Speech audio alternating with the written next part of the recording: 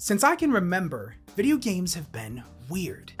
It doesn't matter what console you look at, every single one has had its handful of strange titles that make you wonder, what the hell is this? No, seriously, what the f am I looking at? But as we've moved into this last decade of gaming, AAA studios have been much less keen on taking risks. I mean, don't get me wrong, I love this, but did we really need this and this or this? Okay, maybe we needed that, but no more after that. That was it. We only needed that. That's why more independent studios are becoming the unsung heroes in the gaming industry, with big wins like Obscure, the Silent Hill 2 remake, and Darkstar the interactive movie. All clues point to one direction. Darkstar. And I love these studios for that exact reason. They're freak. But no studio has ever embraced their freak quite like a little studio in South America called Ace Team. And it's because of Ace Team that we have gotten possibly the most strangely beautiful and grotesque game series ever conceived. Zeno Clash, a world where the line between law and morality is blurred, and you can see something like this from your front window. So join me, your guiding wink, as we walk through the sea of melted bird elephant men and explore these treacherous lands. Welcome to Xenozoic.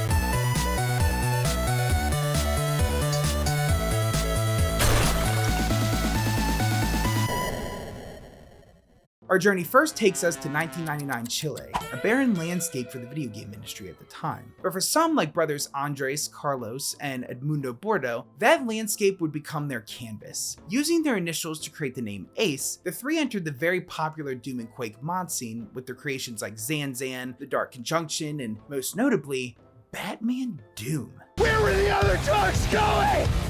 But eventually, the Bordeaux wanted more. They wanted a game that was truly unlike anything anyone had really played before, and thus, the prototype for what the brothers would call at the time Xenozoic would be created. An early concept that was set to be an open-world action RPG. Living off their savings and family loans to bring their idea to life, the team would later have to cut down the open world and RPG concepts due to ambitions that their then under a dozen team couldn't handle. Ditching the name Xenozoic altogether, the team decided to workshop a smaller but much more engaging concept titled Zeno Clash, with the name Xenozoic now instead serving as the title for all three games' settings. Fast forward to 2009, the game would hit Steam and quickly be a smashing success for the studio. I mean, just look at the amount of views its announcement trailer got. I mean, that's not by coincidence. The bizarreness of the game's premise, and I mean the visuals alone, I think, was definitely enough to catch people's eyes in a time that was really filled with the brown and gray poop shooters of the era. So Atlas came to Ace Team, wanting to bring the first-person brawler to the Xbox 360. You play as Gat. No, different Gat, but man, could you imagine. I'm gonna skull that bitch. A character that goes through quite the arc in the first two games. And this leads into one of the things I admire most about Ace Team, character design. More specifically, how character design is directly influenced by the game's story. That might sound confusing, but let me give you an example. In an official art book for the series, Ace Team describes how they wanted Gat to be thin as a direct critique to the super overly muscular video game heroes of that era, and even the same heroes that we see today. So, you know, instead of Mark's Phoenix, we ended up getting like a more sickly version of that kid from Good Luck Charlie. The game starts off with Gat's attempted murder of his androgynous parent, Father Mother, after learning of a big family secret they're keeping. As the main villain of Zeno Clash, Father Mother sends your many siblings after you to try and prevent their secret from getting out. A secret that Gat himself is not willing to share, and one that we won't find out about until much later. Father Mother was actually not intended to be a major character at all in Zeno Clash, let alone the villain. I mean, early on in development, Father Mother was just some person that players could find who brought their child into a bar. But after many playtesters misconceived Father Mother as an infant-eating witch, which I mean, it's an easy mistake to make. I mean, hell, who hasn't been called that once or twice in their life? Father Mother's story was completely reworked, albeit without all the, off-putting baby-eating stuff. With the help of your companion Deidre, you work together to explore the beautifully crafted world that the Bordeaux brothers created. I actually had some time to sit down with one of the brothers, Carlos, who said the unique art style for the series was based off of John Blanche's Choose Your Own Adventure book series, Sorcery. If that name sounds familiar, that's probably because you recognize one of his most known works, Warhammer. And just by looking at a few of Blanche's illustrations, I mean, yeah, it's not hard to spot the influences. And that's one of the major successes I feel this game really pulls off. The world is truly as uniquely beautiful as it is ugly. If anything, the citizens of Xenozoic, or Xenos as the game calls them, are just as conceptually intricate as they are overwhelming to look at. And by dropping such bizarre and grotesque characters into such a vibrant and picturesque world, the game evokes a lot of mystery for the player. Who are these creatures? Where do they come from? Where is From even from? Drawing inspiration from movies like Dark Crystal, the Xenos were intentionally made to be unsettling and equally fantastical to help fit into the game's punk fantasy world. And fortunately for you, you'll have the opportunity to punch most of these unique character designs square in the face. An almost untouched concept for the time, first-person brawler wasn't the first of its kind. Namco actually tried to pull off the exact same concept in 2004 with an Xbox exclusive called Breakdown, but the small staff over at Ace Team really built on this idea of first-person brawling and made it something uniquely distinct to the series. Gameplay-wise, the first Zeno Clash is pretty standard. You have your normal block and light and heavy combos, but the game adds some variety with running shoulder bashes, deflects, weapons, and even guns. All of these ideas come together to make every fight a sporadic race to the finish. I mean, the more you learn how the game works, the more I feel like I was able to pull some really cool shit off. Or, you know, there was also times that you could spot me running around looking for a gun like Velma looks for eyewear. My glasses! I can't see without my glasses! In a lot of ways, the gameplay feels very reactive to your moves, with enemies scrambling to pick up guns you've thrown or running away from bombs you've tossed. And while the game was met with mostly critical acclaim, many critiqued the gunplay, saying that it felt stiff and not very user-friendly. And I can, I guess, kind of agree with that, but that's kind of what I love about it. I mean, it feels like a desperate struggle to get a few shots off. It really adds to the game's intensity. Truthfully, the clunkiness of the gunplay really feels like a civilization that isn't familiar with using guns or hasn't really had a lot of time to use guns. And even with this critique aside, most can agree the gameplay is at the very least unique and well thought out. But surprisingly, I wouldn't say that's what kept me hooked on Zeno Clash. I mean, the gameplay was cool, but what really kept me glued to my chair was the game's story and world building. You see, Zeno Clash 1 only gives us a few nuggets of the overarching lore in the series. I'm not going to delve too much into the story here because it really isn't all that significant until we hit the sequel. What I do need to discuss though is the character called the Hunter. Really, he has no plot significance, but he is easily one of the most menacing characters in the whole game. Operating as a blind marksman, he uses the explosive squirrels he throws at you during his boss fight to help track you down via echolocation, a sentence I never thought would ever come out of my mouth. A short comic for Zeno Clash revealed the Hunter was hired by Gat's sibling Remat to kill him and actually shows a pretty entertaining encounter between the two. His boss fight to me was probably the most unique in the game, which is why I felt like it was worth mentioning. Perched on top of whatever the this is, you're tasked with outshooting the gunman. After you beat the Hunter, the game's story kind of gets a bit confusing, and this is the only part I feel like it gets clunky as it tries to go back and forth from flashbacks and present day. And don't get me wrong, I mean, I'm a sucker for a good non-linear storytelling, but I feel like Ace Team kind of missed the mark with this because some of the key events I felt like were really confusing to pinpoint when and where they happened. But I'd say the first flashback of note is the one that introduces you to the only opposing faction in Xenozoic, the Corwids, a group of people who throughout the series prefer being outcasts from whatever semblance of society that Xenozoic has left. Their vision of total freedom is a pretty dangerous one, living in the woods to carry out whatever their free will desires, a freedom of choice that eventually drives themselves to madness. Oxometer just walks in a straight line without letting anything change his path. And that's what Oxometer does. Erminia peed on herself and starved to death anonymously. Cabell ate people. And that's just what he had to do. Pelham needed to be invisible. So he removed the eyes from anything that could see him. This is where it's explained that Gat himself previously spent some time in the woods with the Corwids and adopted their ideals of free will, eventually being trained by an expert martial artist Corwid named Metamok. I was actually really excited to learn more about Metamok since he seemed to be the only Corwid that had any sanity left and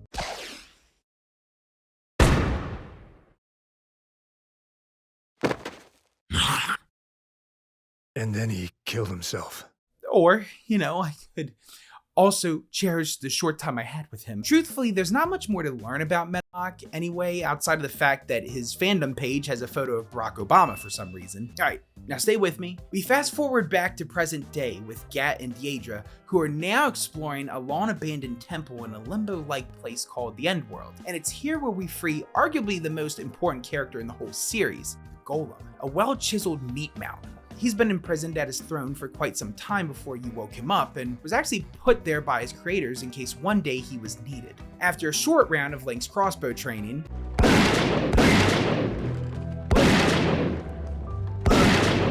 and a few more fights with your siblings, you finally get to see how your attempted assassination of Father Mother played out, and you take on the parental figure in a one-on-one boss fight. And one thing I kind of only lightly touched on earlier is the boss fights in this game, and outside the Hunter, they were pretty okay, but Father Mother is a really well-designed exception. Since they are such a towering figure, you gotta use dual pistol to shoot out their kneecaps so that you can bring them down to eye level and wail on them. It's a pretty epic fight overall that I feel like really brings together the game's shooting and brawling mechanics in a really matrimonious way. After we witness half of Father Mother's face getting blown off, Jesus Christ, we're then sent to present day where you and Deidre, now working together with the Golem, approach a village right outside of the game's major city, Hailstedum. You're then cryptically shown a woman holding a pig who she claims is her, child. I was surprised too when I saw my little boy look like a pig. Now, as goofy as this seems, Golem tells us not to forget her, which is hard to do considering how she's a human woman who just said she gave birth to a pig. You're then thrown into a rematch with the Hunter who, after being shot one too many times, decides he's gonna beat you down mano a mano with literally one arm behind his back. And beat you down he does. But right before the Hunter gets the killing blow, the Golem steps in and gets scratched by the Hunter in the process. A scratch that also strangely appears in the same place on Gat and Deidre's bodies. The trio then make their way back to Hailstedum, where a now wounded Father Mother attacks you with your siblings. It's very similar to the previous fight with them, but feels a lot more stressful because Father Mother throws a lot of your siblings at you to kinda deal with you while you're trying to shoot out their kneecaps. And despite your kickassery, Father Mother gets the upper hand and is about to crack you open like a watermelon with an off-screen obtained hammer when Golem miraculously saves you by breaking his finger. That same finger breaks for Deidre, Gat, and most importantly, Father Mother, causing them to drop the hammer. Gat doesn't act though, and instead spares Father Mother, vowing to never share their secret. But Golem's not having any of this secret time bullshit though, and instead decides to spill everything. He reveals that Father Mother is actually a man, incapable of reproducing, and the only one left of his species who stole not only Gat, but also every one of Gat's siblings. So that pig lady we were talking about earlier, turns out the implication here is that she is one of the parents who had their children stolen by Father Mother and is possibly Gat's parent. Golem then promises to show each of you who your real parents are, before mysteriously alluding to things being bigger than the land of Xenozoic itself. Fade to black, and Zeno Clash 1 comes to an end. So yeah, the story most definitely ends on a lot of who's, what's, and how's. Who are these creatures that imprison the Golem? What is Golem's purpose? And how did the Golem use himself as a voodoo doll? We'd have to wait for another 4 years to get any of those answers. 2013, Zeno Clash 2 was released on PC, PS3, and Xbox 360. This time, with the game being created in Unreal Engine instead of Source, the sequel was able to render much bigger landscapes and make the game more open world as opposed to the first game's linear format. And it wasn't just the game's scale that improved. I mean, the combat had given you way more moves in your arsenal than before, now giving you the ability to independently control each of your arms to better line up combos. This time around, the game also shines a spotlight on puzzle solving, giving you multiple tools at your disposal, but what's cool about these tools is that they're equally as helpful in combat as they are with puzzles. Like, for example, you get the ability to link together two objects, which in some cases is really useful for certain buttons you can't reach on your own, but in combat, that same ability is able to assist you in damaging two enemies at once. There's a lot of innovative mechanics like this that Ace Team didn't have to add, but really help give the game game an extra layer. And while the gameplay saw some major improvements, it's the story that most definitely got the most meat added to its bones. So listen, okay, I'm gonna break character just for 1 second. I need you to come closer because I'm really nervous about explaining this game's lore and story because it is a little confusing, and I'm not saying you have to be gentle with me or even remotely nice to me in the comments. It's really okay if you're not, I mean, I can relive middle school. I just need to know that regardless of how confusing this gets and how difficult this might be to explain, I just need to know that you're along for the ride and that we'll have fun together. I promise we will. We'll have so much fun explaining this. Yeah? Okay. Nice. Okay. All right. All right. Let's get into it. The game opens with you working together with your sister Remont, the sibling from the last game who hired the hunter to kill you. You learn from her that after Father Mother's secret got out, Golem helped get all of the children in contact with their real parents. In the time that's passed since the first game, we discover that Golem has kept himself pretty busy, creating a jail to keep Father Mother in prison and creating the concept of law itself. And throughout Zeno Clash 2 and the third game in the series, this concept of law and order remains at the forefront and really emphasizes an interesting existential question. How much freedom is too much freedom? Yes, Father Mother stole children, which, I mean, I'm not justifying that, but Gat believes that that's an issue between him and Father Mother to settle, not for a higher power like the Golem to decide what punishment needs dished out. It's also revealed that the Golem has linked himself to all other Xenos in Hailstedum, using the ability he showed us from the first game, essentially trapping them inside the city's walls. We then find out that these creators the Golem spoke of in the first game have been out of contact for a relatively long time with him, implying that Golem has been around for hundreds, if not thousands of years. Now, I know we've been talking a lot about Golem's significance to the plot, but one thing I feel really gets overlooked is his design. As the art book and events of the first game imply, Golem is a pretty near perfect specimen, a godlike being. So the gold embellishments and crown help to visually symbolize him as the righteous ruler he sees himself as, and rule righteously he does. Having just broken Father Mother out of prison, you're asked by Golem to bring the accused back so that he may stand a formal trial for his crimes. Gat, deciding to kill the Golem to restore Xenozoic back to its lawless ways, whisks Father Mother to a hideout where he reveals to Gat that other Golems exist: the North, the South, West, and East Golems. Now, before we continue, I feel like I have to address the muscly elephants in the room. You're gonna hear a lot of these Golems' names throughout the game, and I feel like it's my job to make sure you don't get tripped up with their names because they do sound similar. So to avoid confusion, we're gonna be playing a game in my new favorite segment called Who's That Golem? Yeah, yay. So I know the first question you're thinking, Wink, did you buy a pointer just for this? And the answer is yes. I really feel sophisticated and fancy when I hold this, and I really wanted to emphasize my points and just wanted to have a good time and chill out. If your question next is, can you have it? The answer is no, unless you can pay for my dead cold doing. So as you see here, this big beef brisket of a man is the Northern Golem, also known as Caxte. He's probably the most significant Golem that we'll be talking about for a lot of this video, but he's not the only significant Golem. Next up, probably in order of significance, we have the Southern Golem, also known as Zodelte. He likes to with everybody imaginable, so he's pretty much the main villain of the game. He likes tests for whatever reason and just likes to sit back and watch people suffer. So yeah, definitely the bad guy of the game, definitely also pretty significant Golem. Next, we have the ones that don't matter much. The Western Golem, Samarote. He's just a husk, a shell of his former self. He has no physical form, it's just dust and bones. There is a bird in his brain though, so that was kind of cool to learn. Then we have the Eastern Golem, Nuadote. He pretty much is dead. I mean, not pretty much, he is dead. So yeah, gone, dead.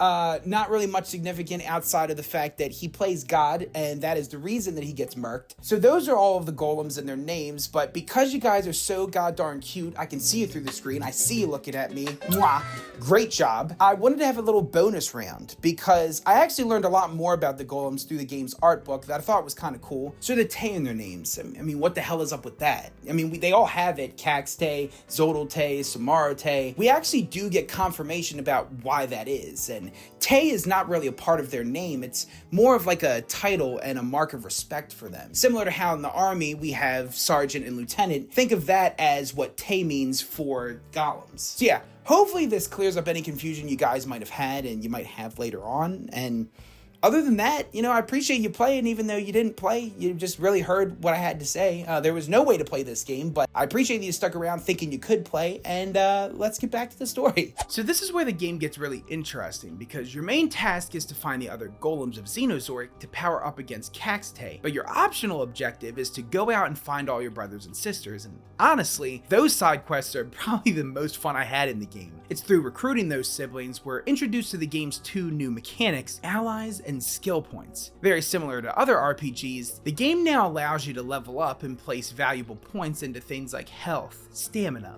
power, and leadership, a stat that gives you the ability to recruit characters as allies that can assist you in combat. However, the more difficult a character is to recruit, the more skill points you'll need to put into leadership to get them on your team. So early on, I spent most skill points on leadership so I could gather every sibling and extra character when I had the opportunity to. And surprisingly enough, some of these recruitable characters are actually the only solutions to some of the game's puzzles. Take these boulders that I found throughout the game, for example. You find a lot of them in the world of Xenozoic, and after recruiting this big lug in the Corwood Woods, you're now able to use him to lift those rocks and access hidden areas you couldn't before. None of that's explicitly told to you though. It's all things you have to figure out on your own, which I kind of love. Now look, I know I talked about the improvements this game made over its predecessor, but I'm really not doing it justice. I mean, this was a complete successful overhaul in just about every way possible, which I feel like is really rare nowadays. But Ace Team really did take all the criticisms from the first game and built on it to deliver a more expansively fleshed out experience. I mean, this game even has a multiplayer, which I unfortunately did not get to experience because I couldn't find anybody that had an Xbox 360 copy like me, which ultimately is sad to hear because Carlos told me of the 3 games released in this series, he felt this one was the least polished due to tackling on such difficult mechanics like multiplayer for the still relatively small size of Ace Team. And if there's one thing I loved more about this game, it's that it's not only created complete new areas and characters, but it also utilized areas from the first game and added a lot of cool changes to them, like the dead whale that we saw from Zeno Clash 1 is now also in this game, just with a little bit more meat picked off its bones. There's plenty of great little visual nods like this that enhance the game's already pretty extensive lore building. So okay, I'm off my soapbox now, let's get back to the story. Gat and Remont traveled to visit the West Golem, Samarote, a long inactive golem that is lacking its human half. Through Samarote's entry in the art book, we learn that all golems actually have this human and artificial half, and when Samarote lost his human half, was left with nothing but an automated skeleton that doesn't even think for itself. Unfortunately for us, that means we're attacked. But it's a pretty cool fight. I mean, it utilizes this bracelet that we got previously that uses the power of the moon and sun to friggin' set things on fire. Killing Samarote, the pair realize the golems aren't invulnerable at all and ship back out to the northern golem's land to destroy him. However, after exploring through the end world again, we're taken into a land on the outskirts of Xenozoic, a no man's land of sorts. It's here that we discover multiple Earth-like objects like a piano and a grand clock, alluding that Xenozoic is actually a far distant future dystopian Earth. A pretty shocking revelation that Carlos further confirmed in his Steam community forum, saying that Xenozoic is specifically the country of Chile, aeons after our civilization first lived. I mean, that's the coolest shit ever. But the further Gat and Remont explore the Outer Ring, they discover a city beyond Xenozoic, right before Caxtay confronts them. He explains how the creators never intended for the uncivilized Xenos to leave Xenozoic, and as one of the 4 golems, part of his mission is to prevent any of them from leaving to go to more civilized lands, like this boarded off place. This is where I feel like Caxtay's true motivations are kind of unraveled. I mean, it makes you wonder if he really is even the bad guy at all. I mean, of course, Ace Team tells the story of Xenozoic in this very open to interpretation way, but I think Caxtay tries to establish some sort of rule of law and order for the Xenos as much as for himself. He's shown in some scenes even almost sympathizing with the Xenos and wants to sophisticate them to better prepare them for the outside world. But bound by his creator's code, Caxtay has to prevent Gat and Remont from getting into the city by any means necessary. And despite Caxtay's link to everyone in House Stidham, his link to Gat and Remont are now broken, allowing for a true showdown. In probably my favorite fight in the whole game, you go up against Caxtay using plenty of parries, blocks, going toe to toe with such a celestial being. Gat then splits Caxtay's shoulder open. Holy shit, I didn't know we could do that! Neither did Caxtay apparently, who suddenly regains his link to Gat and Remot, causing them to slowly begin dying with him. Caxtay then tells them that the Eastern Golem, Nuadolte, is their only hope in repairing him and preventing their deaths, threatening to crush his organs if the two attempt to enter the city. God, this game is really dark. Remot and Gat set out to Nuadolte's home, the Pink Tower. And I mean, you're met with possibly the most beautiful level designs that this game has to offer. I mean, like, seeing such a massive pink pillar,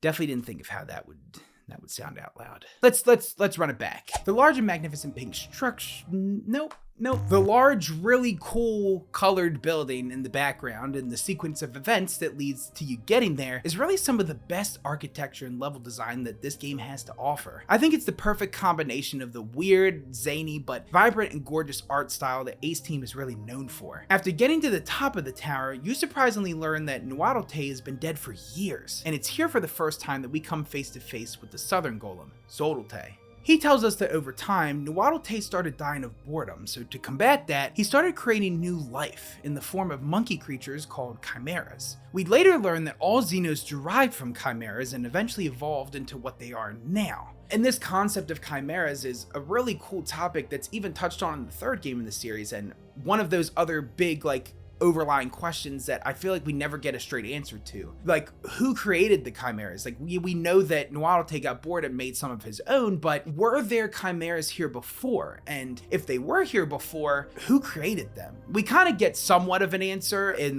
one of the side quests in Zeno Clash 2, where you can gather all these cubes and eventually put together the story of the chimeras, which is pretty interesting. And that's kind of where it goes into learning more about how the world that we know as Earth kind of ended up becoming Xenozoic, and super interesting. I love it, and it's definitely a great inclusion in this game. And this dying of boredom characteristic isn't just unique to Nuadolte. In fact, each golem has their own games to kind of keep them busy, including Caxtay, who we can see in the first game playing with a Rubik's Cube. One could even argue the golems use Xenozoic as their own little playground, with Caxtay wanting to challenge himself by trying to gentrify it, while Nuadolte entertains himself by bringing new life to it. Believing this to be against his creator's laws, however, we learn that Caxtay is the one who actually got sanctioned approval to kill Nuadolte. Zodolte then agrees to harvest the Eastern Golem's organs to take them back to Caxtay.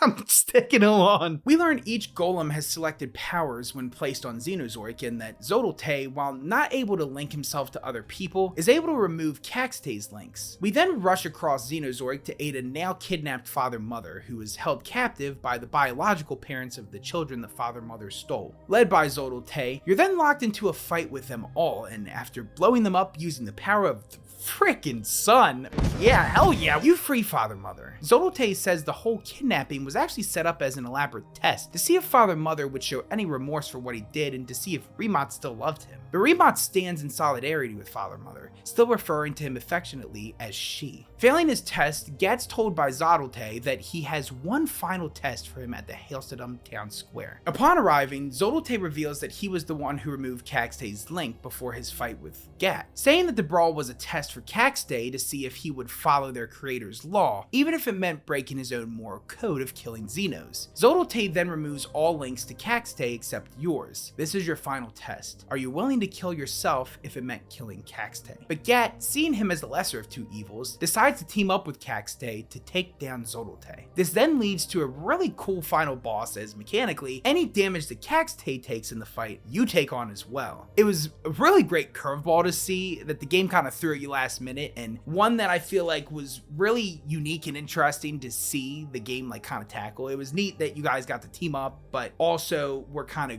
had a crutch because of the fact that you guys teamed up. After able to fend off Zodolte, Caxte willingly shuts off his link to Gat and sacrifices himself to kill Zodolte, who says that with this being the death of all 4 golems, their creators will send others in place of them, even though he admits it could be years or decades before that's done. Now lawless again, Gat sets off to reunite with Daedra and help establish a new settlement outside of Hailstone. All in all, a pretty satisfying conclusion to the Zeno Clash duology, so satisfying that the Ace Team brothers weren't even sure if they'd touch the series again, and for years they didn't. In fact, Ace Team spent the next decade working on some fresh new IPs, striking gold with the continuation of their Rock of Ages series, and hitting big with even more unique concepts like their beat-em-up twin-stick shooter, The Deadly Towers of Monsters. But despite this, Zeno Clash just stayed in the team's DNA, so much so that they would incorporate some of those characters into their other games. And it wouldn't be until 2023 that we get Clash, Artifacts of Chaos. You play as Pseudo, a gangrene thumb of a protagonist. I love him. I mean, he's just so uniquely crafted. I mean, his proportions and facial features are so whack that you can't help but be drawn to him the whole time. Very reminiscent of the same way I felt about like the hoodlum enemies from Rayman 3 that kind of just draw you into their appearance. Similar to Gat, Ace Team made Pseudo's design a direct satire of typical handsome video game heroes. To differentiate themselves, Ace Team's goal was to make Pseudo as ugly as possible, something that possibly deterred publishers for the game. I know that Clash, when we were pitching it, was rejected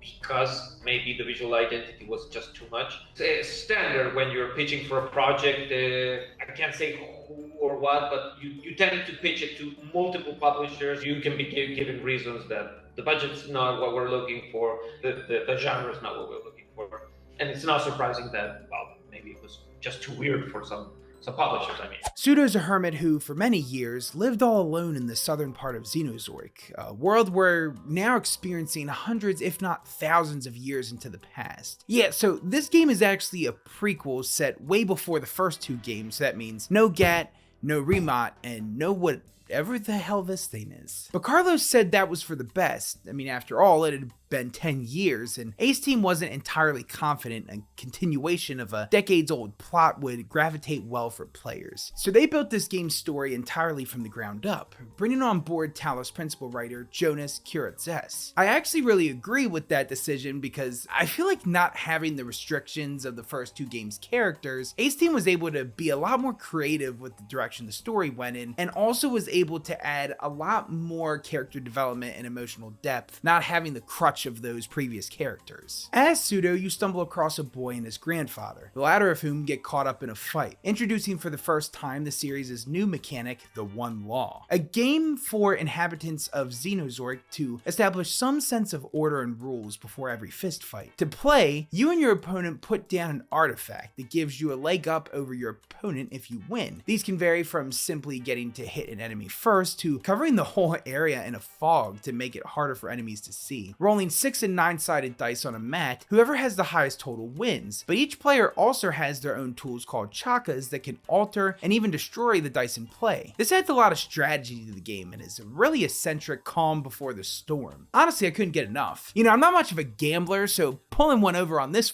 thing is probably the biggest rush I'll ever feel. Regardless of who wins though, you take control of the grandfather and despite what you do, die, leaving the boy now orphaned. And it's Pseudo taking the boy under his wing that makes this game really fun to play. The banter of the two and the love that they grow for each other is entirely believable and even relatable in a lot of ways. I just love their dynamic, especially the way the boy is actually written like a real kid and Pseudo being written as a big-hearted grump. Look at me! I'm an actor! Alright, impress me. I am King Stinky. I am King Stinky, Lord of the Ratbirds. Alas, my kingdom is poopy. So now I wander the wild with my trusty friend, a mighty umbrella called Snudo. Riveting. When Pseudo comes to the boy's rescue, he takes him to the Xenosauric's ruler, Gemini, a multi-headed battle warrior who created the concept of the One Law. She needs the boy's power to prevent her from dying, so she asks Pseudo to hand him over. Feeling suspicious about her intentions, Pseudo chooses instead to be hurled out Gemini's back window. You learn from the boy that he has the ability to link things together, an ability that we learn led to some strife between him and his brother after he unintentionally broke his arm. Reluctant of seeing him, the boy agrees to have Pseudo take him to visit his brother in the mountains. On the way there, we're thrown more into the gameplay, now opting to be third person instead of first. A decision, I'll be honest, I didn't love at first, but over time really felt like it was kind of a refreshing next step for the series. And despite how many third person fighters we've gotten since 2013 at that point, Carlos actually said developing Clash was much harder than the previous two games. Just a few fights you get into within the first hour, I mean, you can see a lot of positive changes to the combat. Now you have different special moves and even stances you can find throughout the game to customize your combat loadout and mix and match combos to your liking. In a lot of ways, it feels very similar to the way combat was developed for Capcom's God Hand. Listen, it's an obscure reference. I can admit that, but look, I'll use any excuse to talk about this game. To better enhance those abilities, you can also level them up with skill points and dolls that you find throughout the game. Another interesting choice made in Clash was to ditch gunplay altogether. Carlos actually said that including gunplay would mean having to design levels around it by creating points of cover, similar to what we've seen in Gears of War or 50 Cent Blood on the Sand. My new video right here for my video game. Blood and sand. An issue that Carlos said was more trouble than it was worth. The game also introduces a very creative approach to a day and night cycle. You see, Ace Team made it so that every time you wait until nighttime or die, Pseudo will enter a dream world where he's made of wood. As this version of Pseudo, you're tasked with making it back to your dead body to reawaken him, but die at night and it's game over. And that's not the only thing this wooden body yaddy yaddy and those timber dipped hips can do. Throughout the game, you'll see these thorn bushes Pseudo can't pass through, but by going into Pseudo's wooden form, you're able to easily make your way through them and make changes in the dream world that can actually help Pseudo progress in the real world. Overall, all these necessary changes to combat and exploration really help the game shine and stand above its first-person counterparts. So after you meet up with the boy's angry crippled brother, you do what any reasonable person would do and beat the ever-loving shit out of him. But it's fine because, you know, I mean, he was being a real jerk. Get out of my way. All I hear is Wah, wah, wah. It's then later discovered that Gemini and her 3 guardians each have special artifacts. Artifacts that can be countered with the 4 Great Shields. Paired together, you and the boy set out to find these Great Shield artifacts to go up against Gemini. Now at this point, the game really opens up and becomes a lot more expansive and exploration heavy, which is a good thing. I mean, I never felt like I was bored for a minute, bashing my way through probably the most gorgeous set pieces this series has ever had. And with the Great Shield artifacts spread all throughout Xenozoic, you'll get to see a lot of these areas and the creatures that inhabit them. Most importantly though, you'll take on multiple bosses, including Gemini's bodyguards, Reg, Claw, and Moonsun. And this is where the game's attention to detail really shows. Claw, for example, insists on fighting you with one hand behind his back, sort of like another crab armored fighter that we've met. And the generational lineage doesn't just end there. In fact, the boy is actually the same species as Father-Mother, and it's heavily implied through some DLC skins that Pseudo may even be an early ancestor of Metamach. Totally unnecessary connections, but Easter eggs that feel like rewards for longtime fans of the series. So the boss fights, definitely more challenging this time around.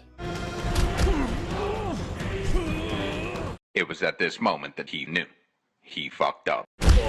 But, you know, I love the difficulty and think they're a perfect showcase of just how stylish and fast-paced the game's combat can be. Chaining together all sorts of wacky uppercuts with blocks and dodges never stops being satisfying. And as another nice little Easter egg, you have an attack bar that fills up as you land blows. When that bar is full, you go into a first-person mode to throw punches and even shoulder bash just like you could in the first 2 Zeno Clashes. And when you're not fighting Gemini's goons and other Xenos, you're fighting the Great Shield owners. The direct director is a villain that takes a lot of inspiration from stage plays and believes destiny is predetermined for us. Narratively, not the most interesting and relatively forgettable. But then you have the Outcast. He's a long-scorned friend of Gemini's, cast out from society, but skeptical of the free will that the Corvids have. Definitely one of the more interesting characters, because he's probably the only person I've seen in the series that has such a bleak nihilistic ideology that doesn't agree with the rules of the One Law, but also doesn't agree with the erratic will of the Corvids, so he kind of doesn't agree with either law or complete anarchy. I knew a Corvid once. He said he was no longer a slave of reality. He said he was free of all laws, free to do whatever he wanted. He carried a jagged black rock with him everywhere he went, and every day he would hit himself on the head with that rock. That's just what he did, until one day his skull split open and he died. Now tell me, was he free of all laws? Or was he enslaved by the rock? I'll obey the law. I'll fight you for the artifact. But why? I don't know. Then we have Axelon, leader of the Corvids, and one of the only Corvids that adheres to the One Law, but not because he has to. I'm not like them. I'm special. And he really hammers home that point of what happens when we have too much choice. With no laws or governance, we can essentially drive ourselves mad and do whatever we want, including... These dice are forfeited! They must be consumed! That's not a rule. No, these are bad rules. I will make it new. I will make it all new. Fresh and clean and free. Good game. Good game. But easily the biggest twist of all is one that happens midway through the game. After the boy gets sick from a mysterious noise, you set off to destroy the machine making it. And in front of that machine stands the only familiar face in the game. More intimidating looking than ever, the more muscular and younger looking Caxte has a lot more vibrancy than in the first two games. Acting as Pseudo's estranged master, Caxte reveals he and his creators must take the boy. And it's at this point where the game gets especially really heavy. You find out Caxte for years trained Pseudo and essentially raised him for the sole purpose of protecting the boy against Gemini. And after a tussle with the Northern Golem, you're able to stop the machine and go back to the boy. Now, with all shield artifacts in hand, you take on Gemini's guardians in one last fight and kill Gemini. With the boy now finally safe and sound, you take him back to Pseudo's home to raise as your own. But in a cruel twist, Pseudo wakes in a frantic race to the highest point of Xenozoic. Pseudo finds Caxte about to take the boy onto a spaceship that awesomely enough was spotted crashed in Zeno Clash 2. Caxte explains that with the boy's linking ability, he and his creators can change Xenozoic for the better. He makes the argument that Pseudo can't protect the boy forever, and that there will always be others that want to conquer and abuse his power, saying that Pseudo's own reasoning for wanting the boy is selfish and not for the greater good. But Pseudo isn't interested in the greater good, and for the first time in the whole game, demands Golem give him his son back. Caxte! You will not take my son! Do you hear me? You will not take my son! A powerful moment only rivaled by an emotional final bout between master and student. You go mano a mano with Caxte, each crushing blow slowly killing yourself, implying that the boy's power has in some way now transferred to Caxte, an ability we'll see him carry over thousands of years later into Zeno Clash 1 and 2. It's arguably the best fight in the entire series, especially since we see the most emotion from Golem ever, showing some love and sympathy for Pseudo, pleading for him to stay down. Finally, after a drawn-out struggle, the boy tearfully tells Pseudo that Xenozoic and the land Golem comes from are dying, and that he knows he's the only thing that can save it. It was right after this that I honestly started bawling though. Like you almost died. When you were all alone. Before you found me. I don't want to be alone again.